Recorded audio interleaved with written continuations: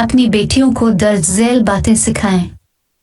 एक सीढ़ी पर इस वक्त मत चढ़ो जब आपके पीछे कोई मर्द भी सीढ़ी चढ़ रहा हो, बल्कि सीढ़ी के किसी एक जाविया पर रुक जाओ और उसके बाद चढ़े। 2 लिफ्ट पर किसी अजनबी मर्द की मौजूदगी में मत चढ़ो हो, उसके निकलने का इंतजार करो और बाद में चढ़े। 3 अपने चचा, मामू, खाला के बेटों से हाथ के साथ मुसाफहा मत कीजिए। 4 अपने साथ गुफ्तगू करने वाले शख्स के साथ हमेशा मुनासिब फासला रखिए। 5 हमेशा किसी के साथ मामला करने की हद मुकर्रर करें, चाहे वो कितना ही करीबी क्यों ना हो, और अपने वकार का ख्याल रखें। 6 सड़क पर अपने दोस्तों के साथ मजाक न करें और सड़क के आदाब का ख्याल रखिए। 7 जब कोई मिल आए तो उसे तवज्जो दो, बड़े के एहतराम में खड़े हो जाओ और थके मांदे और बूढ़े को बैठने के लिए कुर्सी दीजिए।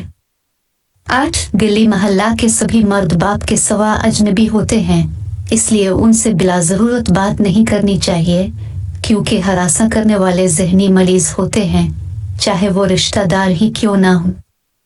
9 जब आप जमीन से कोई चीज उठाने के लिए नीचे झुकें या किसी दुकान, बाजार या अवामी जगह पर कोई चीज देखें तो रुकू की हालत में मत झुको।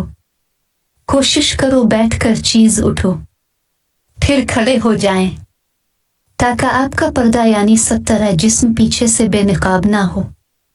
10 अपनी पूरी जिंदगी बस टैक्सी में बुलंद आवाज से बातें मत कीजिए।